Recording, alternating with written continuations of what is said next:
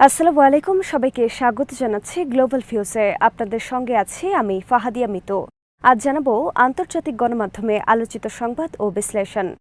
Israel নামক অবৈধ রাষ্ট্রের অস্তিত্ব নিয়ে শঙ্কা, বাধ্যতামূলক সামরিক পরিষেবা নিয়ে তুমুল আন্দোলন এবং গভীর রাজনৈতিক বিভাজন নিয়ে ক্রমবর্ধমান উদ্বেগের মধ্যেই ইহুদিবাদীদের বুকে কাঁপন ধরিয়ে দেওয়া জরিপের ফলাফল সামনে এসেছে। ইসরায়েলের চ্যানেল 12-এর নতুন এই জরিপে দেখা গেছে 2/3 ইসরায়েলি মনে করেন গাজায় সামরিক অভিযান ইসরায়েল নয় বরং মার্কিন যুক্তরাষ্ট্র পরিচালনা করছে। ইসরায়েল এখানে ক্লায়েন্ট স্টেট।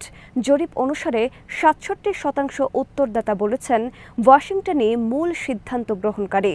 ইসরায়েলের নীতি এবং গাজায় তাদের সেনাবাহিনীর কার্যক্রম ওয়াশিংটনই নির্ধারণ করে দিচ্ছে।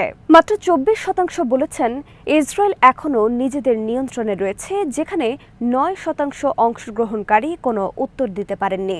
ইসরায়েল কার্যকরভাবে যুক্তরাষ্ট্রের ক্লায়েন্ট স্টেটে পরিণত হয়েছে কিনা প্রশ্ন করা হলে 69% একমত পোষণ করেছেন, যার মধ্যে 23% বলেছেন যে তারা দৃঢ়ভাবে একমত। মাত্র 1/4 উত্তরদাতা দ্বিমত পোষণ করেছেন। যুক্তরাষ্ট্রের ক্লায়েন্ট স্টেট মানে তারা রাজনৈতিকভাবে যুক্তরাষ্ট্রের প্রভাবাধীন, অর্থনৈতিক ও সামরিকভাবে তাদের ওপর নির্ভরশীল এবং নিজেদের সার্বভৌমত্ব সীমিত। ইসরায়েলের প্রধানমন্ত্রী বেনিয়ামিন নেতানিয়াহু বারবার এই ধরনের দাবি অস্বীকার করে বলে আসছেন ইসরায়েল একটি সার্বভৌম রাষ্ট্র এবং ওয়াশিংটনের সঙ্গে তাদের সম্পর্ক নির্ভরতামূলক নয় বরং অংশীদারিত্বমূলক। কিন্তু ইসরায়েলি নাগরিকরা তার এই বক্তব্যের সঙ্গে দৃঢ়ভাবে দ্বিমত পোষণ করলেন। খবরে বলা হয়, যুক্তরাষ্ট্রের ওপর ইসরায়েলের নির্ভরতা প্রায় সব কৌশলগত ক্ষেত্রেই বিস্তৃত। ওয়াশিংটন তেল আবিবকে বার্ষিক ভিত্তিতে বিলিয়ন বিলিয়ন ডলারের সামরিক সহায়তা দিয়ে থাকে এবং যে কোনো যুদ্ধকালীন বিরামহীনভাবে অস্ত্র সরবরাহ করছে, যার মাধ্যমে ইসরায়েলের সামরিক কার্যক্রম টিকে আছে। তাছাড়া ব্যাপক গোয়েন্দা তথ্য আদান প্রদান এবং যৌথ কমান্ড কাঠামোর মাধ্যমে ওয়াশিংটন ইসরায়েলের অপারেশনাল পরিকল্পনা নির্ধারণ করছে। কূটনৈতিক সুরক্ষা, বিশেষ করে বারবার জাতিসংঘের ভেটোর মাধ্যমে ইসরায়েলকে আন্তর্জাতিকভাবে রক্ষা করে যাচ্ছে ওয়াশিংটন। নির্ভরতার প্রশ্ন ছাড়াও জরিপে বাধ্যতামূলক সামরিক পরিষেবা নিয়ে গভীর অভ্যন্তরীণ বিভেদ উন্মোচিত হয়েছে। 51% বলেছেন যারা সামরিক বা জাতীয় পরিষেবা সম্পাদন করতে অস্বীকার করেন তারা সেই ইসরায়েলিদের ভোটাধিকার বাতিল করার পক্ষে, যার মধ্যে 32% বলেছেন তারা এই ধারণাকে দৃঢ়ভাবে সমর্থন করেন। এদিকে 42% এর বিরোধিতা করেছেন। বাধ্যতামূলক সামরিক পরিষেবা নিয়ে ইসরায়েলের এই বিভক্তি নেতানিয়াহুর সরকারকে ভয়াবহ ঝুঁকির মধ্যে ফেলে দিয়েছে। ফিলিস্তিনের প্রতিরোধ সংগঠনগুলো রোববার বলেছে, বেলফোর ঘোষণা ছিল ফিলিস্তিনি জনগণ, তাদের ভূমি, পবিত্র স্থান ও জাতীয় অধিকারের বিরুদ্ধে নিপীড়ন, অপরাধ, সন্ত্রাসবাদ ও জায়নবাদী গণহত্যার প্রবেশদ্বার।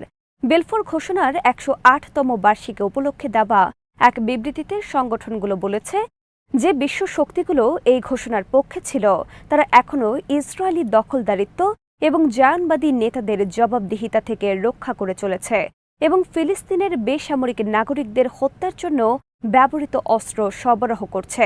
সংগঠনগুলো বলেছে বেলফোর ঘোষণা একটি অমার্জনীয় অপরাধ যা সময়ের সঙ্গে কখনো মুছে যেতে পারে না। তারা বলেছেন ফিলিস্তিনি জনগণ তাদের ভূমিতে অবিচল থাকবেন এবং তাদের উচ্ছেদ করার লক্ষ্যে নেওয়া সব ধরনের জায়নবাদী মার্কিন ষড়যন্ত্রের মোকাবেলা করবেন। তারা প্রতিজ্ঞা করেন যত আত্মত্যাগী করতে হোক না কেন ফিলিস্তিনি মাটির একটি কণাও ছেড়ে দেওয়া হবে না। ঐক্যের গুরুত্বের ওপর জোর দিয়ে প্রতিরোধ সংগঠনগুলো জাতীয় ঐক্যকে একটি কৌশলগত প্রয়োজনীয়তা এবং ফিলিস্তিনকে মুক্ত করার সর্বোত্তম পথ হিসেবে বর্ণনা করে। তারা ফিলিস্তিনি জনগণের সব অংশকে সত্যিকারের জাতীয় অংশীদারিত্বের জন্য কাজ করার আহ্বান জানান। বিবৃতিতে জোর দিয়ে বলা হয়, ফিলিস্তিনি জনগণ ইসরায়েলি অপরাধের মোকাবেলা করতে সশস্ত্র প্রতিরোধ সহ সব ধরনের প্রতিরোধে প্রতিশ্রুতিবদ্ধ থাকবে। তারা শত্রুর পরাজয় এবং আগ্রাসনের অবসান না হওয়া পর্যন্ত লড়াইয়ে অবিচল থাকার প্রতিশ্রুতির কথা জানান। সংগঠনগুলো আরব ও ইসলামী দেশগুলোর জনগণ এবং বিশ্বের স্বাধীনচেতা মানুষের প্রতি আহ্বান জানান যেন তারা ফিলিস্তিনি আন্দোলনের সমর্থনে সক্রিয় চাপ এবং সংহতি অব্যাহত রাখেন।